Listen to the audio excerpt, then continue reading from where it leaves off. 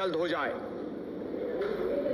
आश्रम से कुछ लोगों को गिरफ्तार भी किया जा रहा है। अभी एक व्यक्ति को गिरफ्तार किया गया है। क्या नाम है आपका? पुरुषोत्तम दास। तो आप आश्रम के अंदर कितने दिनों से थे?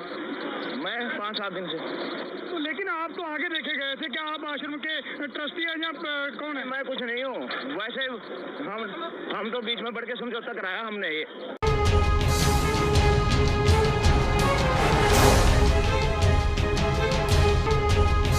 शाहबाद और फिर शाहबाद से कुरुक्षेत्र शहर के विभिन्न मार्गों से होती हुई कुरुक्षेत्र के ब्रह्म सरोवर मेला ग्राउंड में पहुंची। यहां हजारों की संख्या में श्रद्धालुओं द्वारा शोभा यात्रा का भव्य स्वागत किया गया।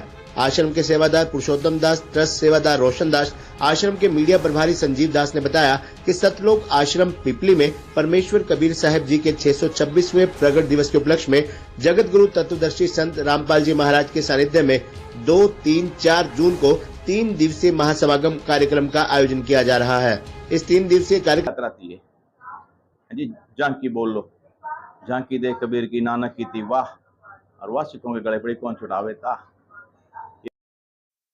इसका नाम है पुरुषोत्तम दास। बरवाला कांड के अंदर यह इन्वॉल्व था।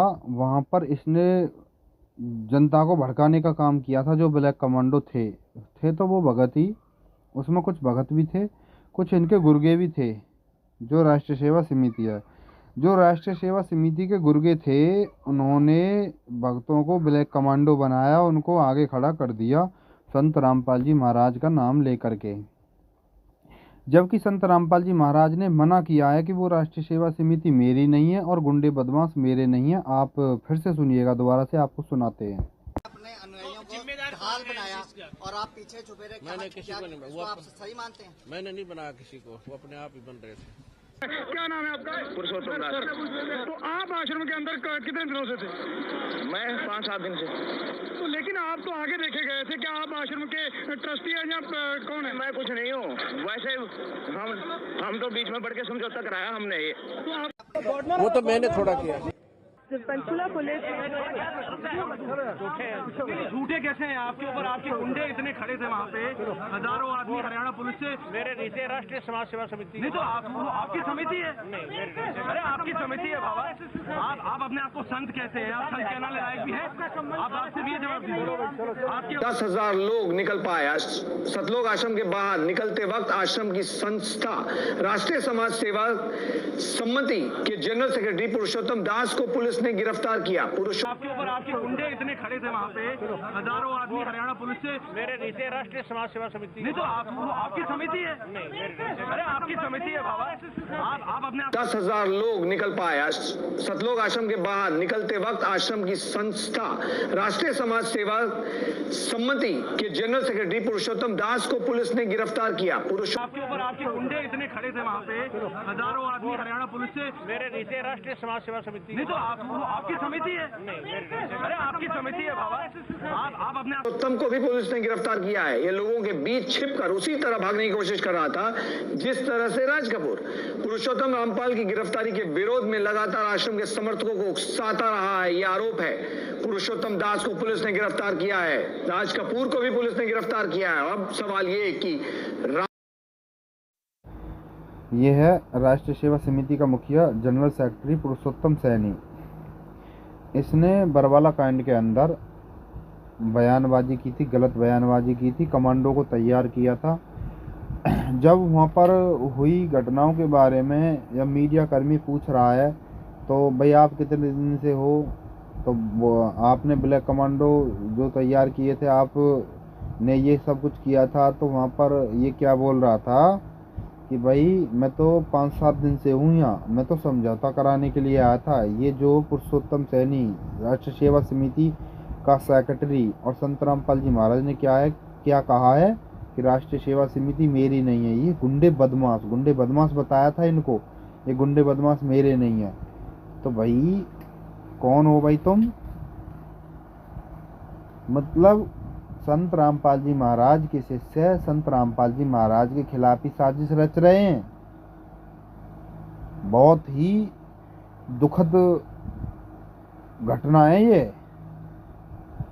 और बताते हैं कि हम संत रामपाल जी महाराज के शिष्य हैं और एक चीज़ और है कि पुस्तकों में गलत, समाज के सामने गलत बातें पेश की जा रही हैं।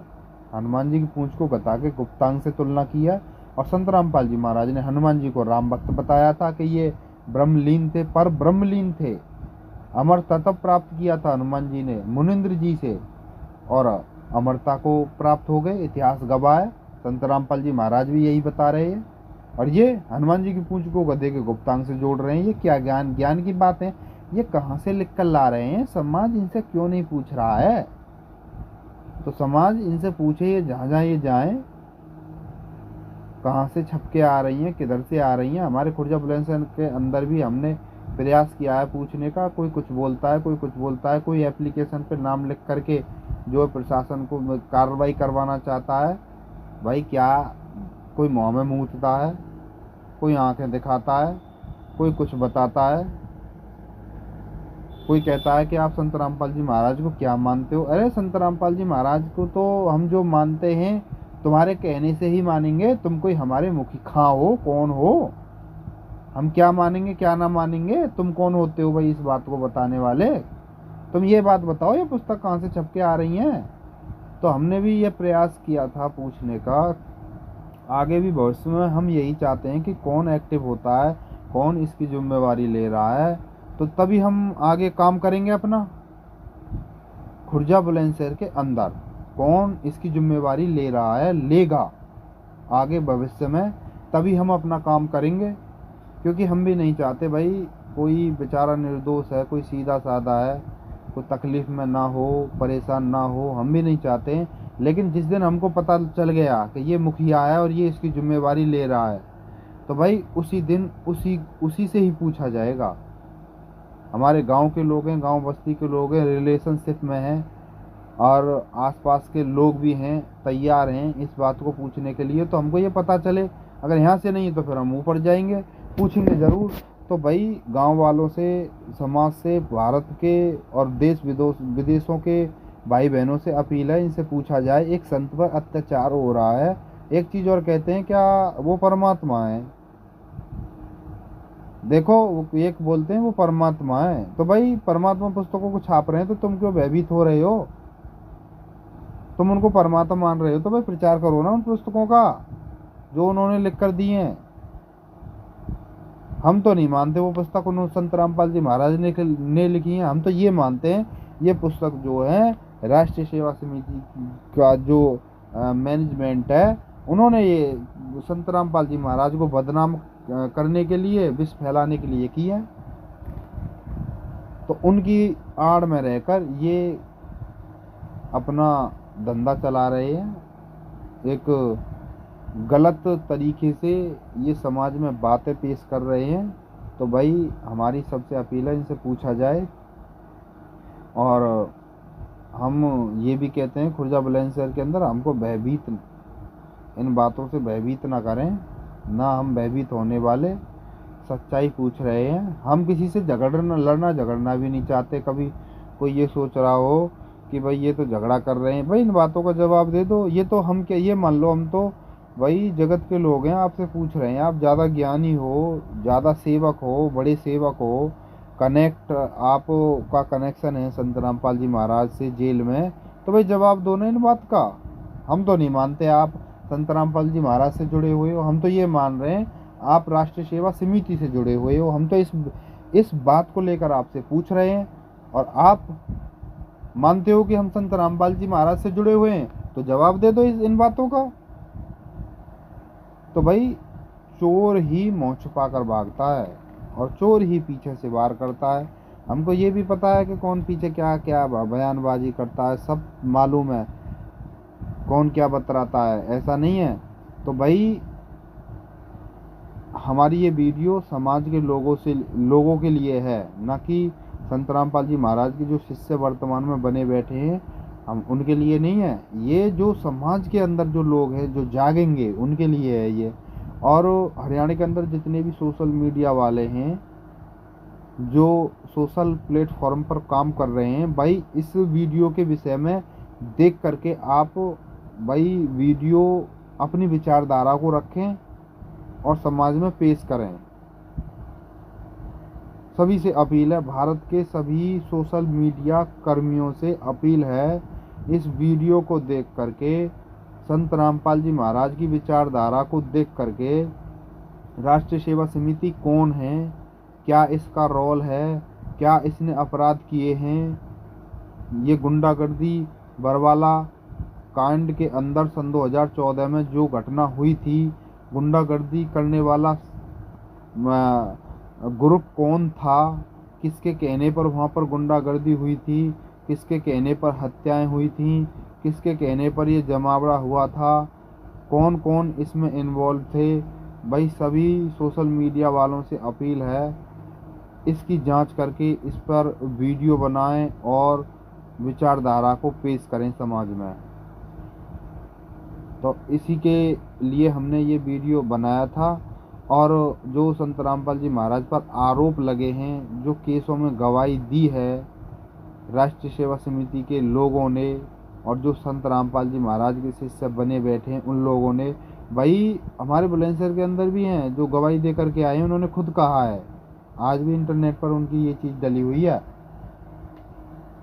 उन्होंने खुद गवाही दी है और वो ही प्रोटेक्शन देते हैं कि हम संत रामपाल जी महाराज से मिलकर आए हैं, उनका ये आदेश है, उनका ये आदेश है। पूरी झूठ बोलते हैं, डबिंग वीडियो को दिखाते हैं, डबिंग ऑडियो को दिखाते हैं। अमरीश पुरी अब इस दुनिया में नहीं है, वो एक अमरीश पुरी एक अभिनेता जो भी है, ये जो होते हैं हीरो वगैरह जो भी है, इनमें से था अमरीश पुरी, लेकिन उसकी आवाज़ में हमने अपनी विचारधारा को पेश किया और वो अमरीश पुरी बोल रहा है, तो इसका मतलब अमरीश पुरी जिंदा होकर के आ गया। तो यही इनकी कहानी है। गुरुजी जो संत रामपाल जी महाराज हैं वो तो जेल के अंदर हैं और ये लोग डबिंग करते हैं और जो इनके सेंटर खुले हुए हैं वहाँ पर पेश करते हैं, बोलते हैं कि गुरुजी का ये है, गुरुजी का वो है, और अनलीगल काम करते हैं। लिख कर दे दो ना, फिर गुरुजी का जेल से वीडियो कॉल आता है तो भाई लिख कर गारंटी लो ना। अब कहते हैं RTI ले करवा दो, भाई क्यों करें RTI पे विश्वास, हम संत रामपाल जी महाराज पर विश्वास करते हैं। जैसे उन्होंने कहा था मीडिया के सामने, राष्ट्रीय सेवा समिति मेरी नहीं है, इस बात पर विश्वास है हमको, क्योंकि वो लाइव था, वो जनता के सामने था, मीडिया के सामने था। भाई ऐसे इस तरीक़ा से जो उन्होंने अपनी बातों को जनता के सामने रखा था, अब कोई पहचानेंगे, धीरे धीरे पहचानेंगे, ऐसी बात नहीं है। तो भाई गांव-गांव में इनसे पूछा जाए, गलत बातों को पेश किया है, यूट्यूब चैनल पर देख सकते हो, लिंक इस डिस्क्रिप्शन में दे देंगे आपको। इन्होंने जो पुस्तक छापी है समाज के अंदर विष फैलाने का काम किया है, तो भाई इस वीडियो को शेयर भी करें और ज़्यादा से ज़्यादा इस वीडियो को जन जन तक पहुँचाएँ। इसके लिए हम आपके लिए बहुत बहुत आभारी रहेंगे और आपका धन्यवाद इस वीडियो को देखने के लिए।